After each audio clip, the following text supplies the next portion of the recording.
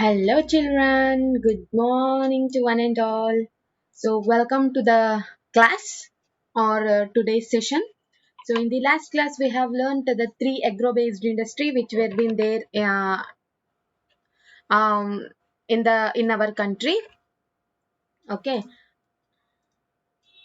and about its how they are contributing towards the GDP. In yesterday's class, you have learned by understanding the three main industries which are there in our country. One is cotton textile industry, second one is the jute industry, and third one is the sugar industry. So these are the three prominent industries which are being established in our country for the economic development. And also why we call it as agro based industry means the agricultural raw materials has been used to convert into a finished goods. So, in today's class, we are going to learn mineral based industries. So, whatever minerals are been there in the earth crust, by using that minerals, we will extract as well as we will convert into a one finished goods there. Okay, industries that uses minerals and the metals as a raw material are called as a mineral based industry. So you can name some industry that would fall in this category. By using the minerals, you can come to identify which kind of industry has been there by using the raw material.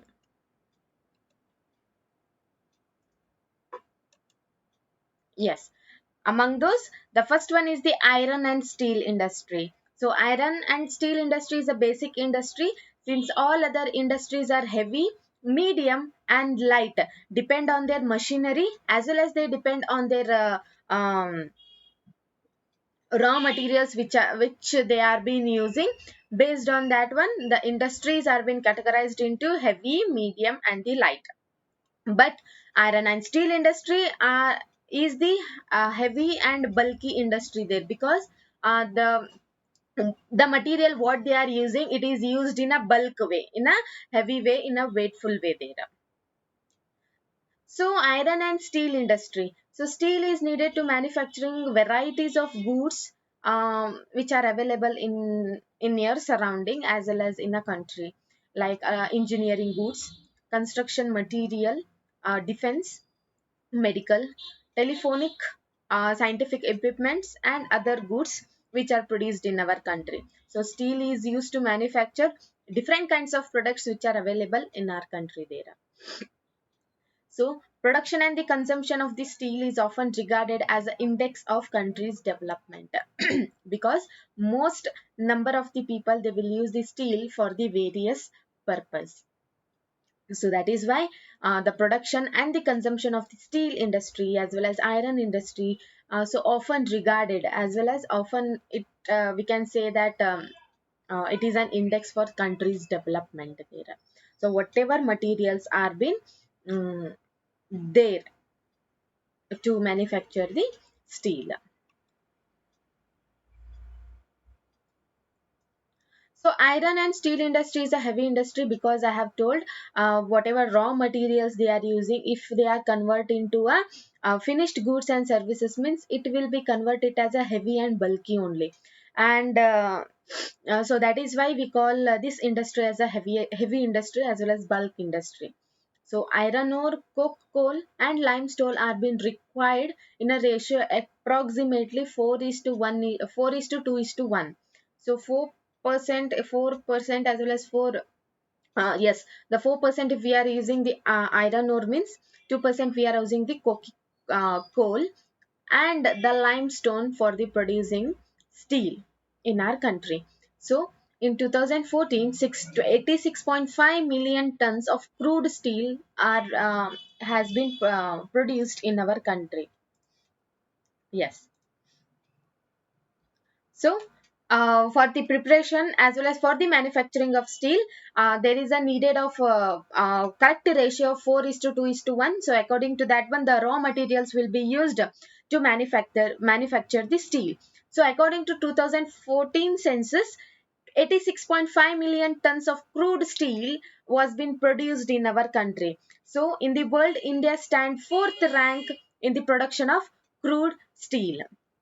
So, in 2014, the per capita consumption of steel in a country was around 6 kg per annum.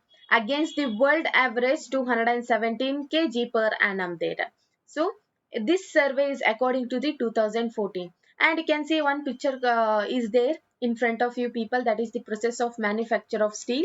So according to that one, the raw materials which are needed for the manufacturing the steel will be transported, and then it will be stored in the blast furnace, where they will add some more materials with a high heat. They will burn it, and it will be converted into a magma, that is in a molten way, in a liquid way. So after the blast furnace, it will be sent to the pig iron, which will be used in the iron and steel industry. After that, it will be sent for the steel making, whatever shape it is needed, whatever size it is needed. According to that one, they will do the manufacturing of steel by adding some more materials for the production there. Afterwards, they will start shaping the metal there. So in this way, in this process, the steel will be manufactured in our country. The raw materials which are used to make the steel will be transported to the iron and steel industry. There some materials they will be used to convert those raw materials into a steel. So first one is the blast furnace. You have already seen in the science subject about blast furnace. After that, pig iron, like steel making. So some more purified materials will be needed there. So they will add, and they will do the process of manufacturing of steel.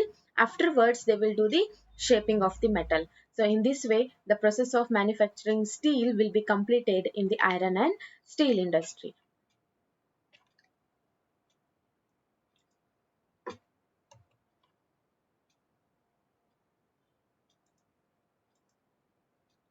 So most of the public sector undertaking the market their steel through the Steel Authority of India Limited, that is SAIL, under that category only, as well as under that public sector, each and every steel industry will get supervised, as well as it will be undertaken in the market.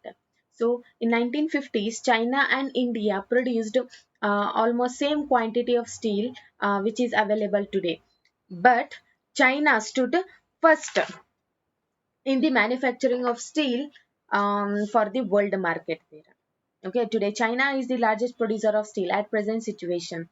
Before in 1950s, both India and China almost same quality, whatever quantity was been there for the production of steel was being produced in our country. But today, China stands one of the largest producer of steel to the world market. So according to that one, Chota Nagpur Plateau region has a maximum concentration of iron and steel industry. Why? Because in this area means here there is an available of low cost iron, and high graded raw materials are being available in the Chota Nagpur Plateau region, and cheap labor and vast growth. The growth is very fast.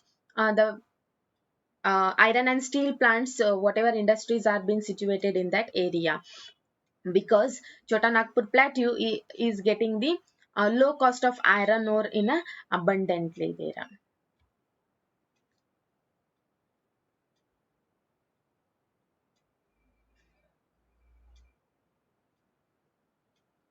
And also, India is an important iron and steel producing country in the world.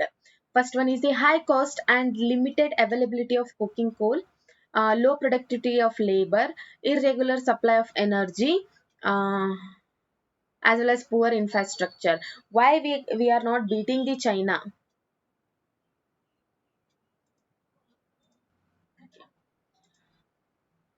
So, there isn't some needed to improvise the what we will tell, infrastructure, basic infrastructure and latest technology should be used in the manufacturing iron and steel there.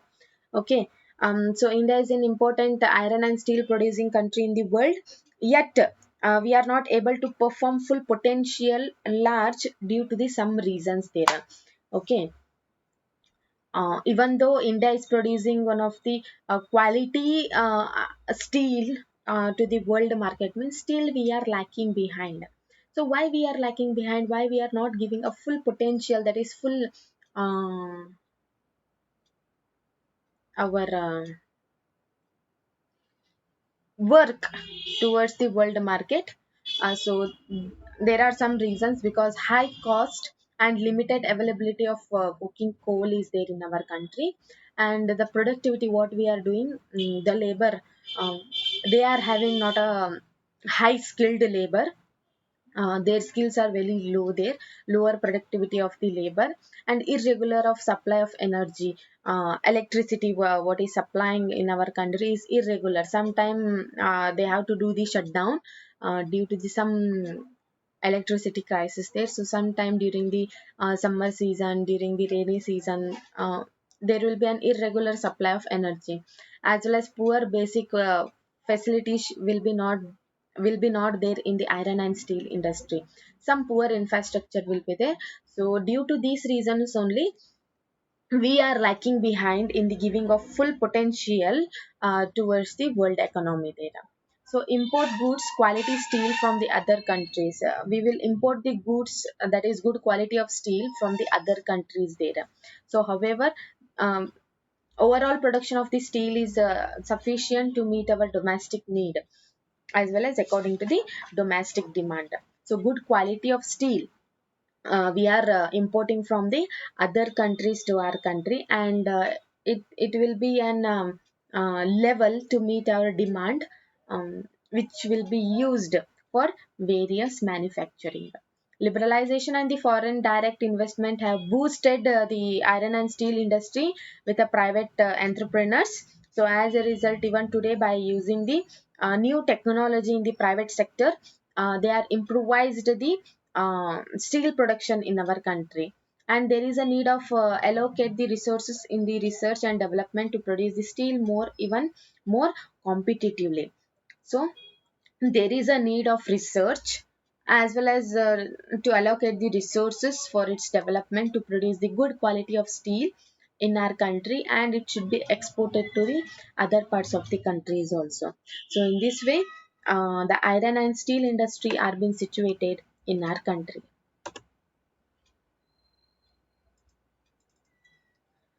So from mineral based industry also, one map will be there called iron and steel plants. So you have to go through these some of the places. So according to that one, for 1 marks, or for from the geography chapter, you will get the totally 3 to 4 marks, you will get the map question only. So please do concentrate on that map question only. So these are the some of the places where the iron and steel plants are being concentrated. So we can see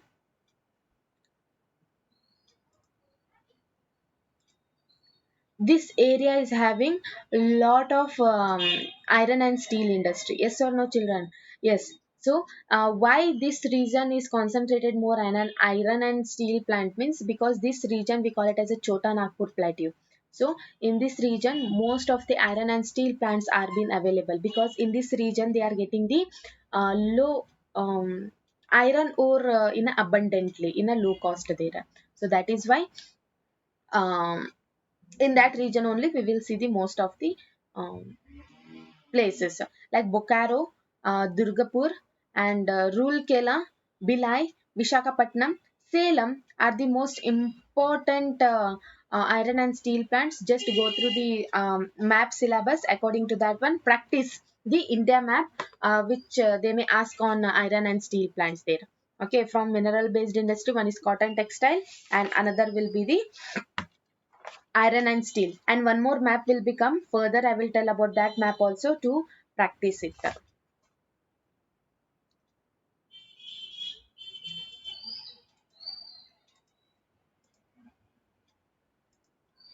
Yes. So next one, next industry we call it as a aluminium smelting. That is melting, aluminium melting.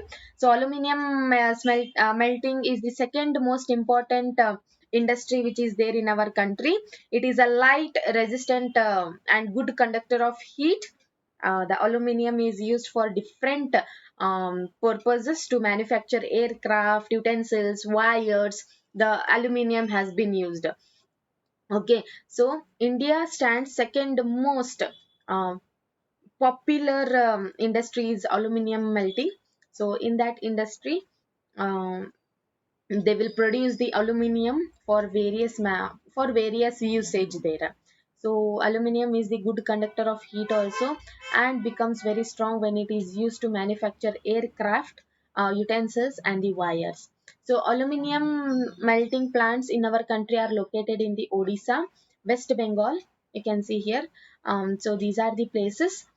In this area only we will see the aluminium plants. One is Odisha, West Bengal, Kerala, Uttar Pradesh, Chhattisgarh, Maharashtra, and Tamil Nadu. So, according to the census of 2008 and 9, India produced 15.2 lakh million tons of aluminium in our country. Bauxite is the raw material used to smelt the bulky, that is reddish dark in color, that will be converted into a molten magma. You can see the process here.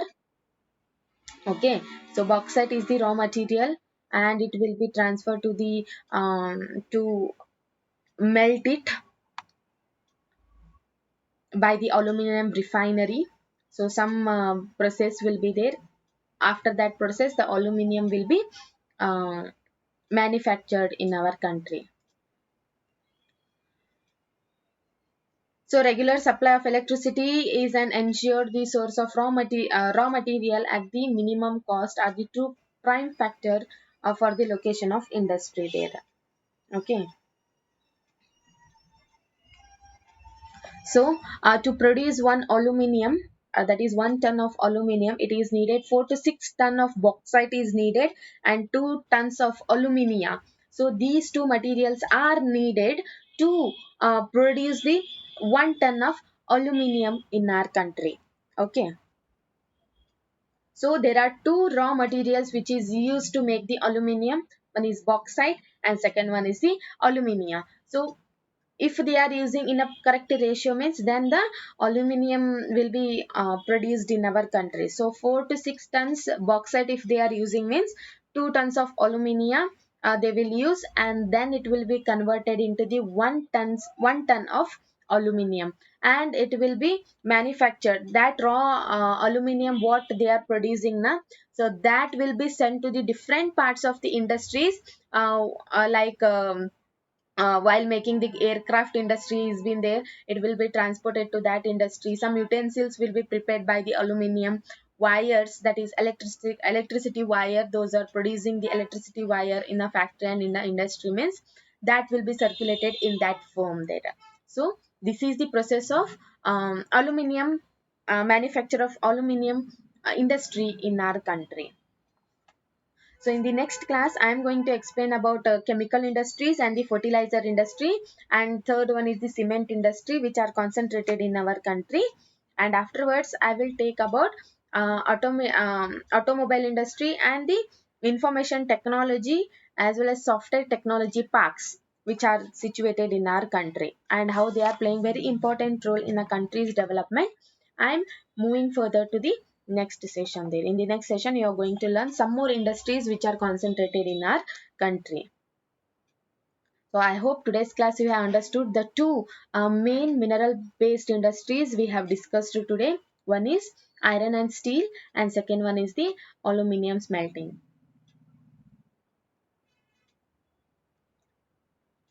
So signing out, have a great day. Bye everyone.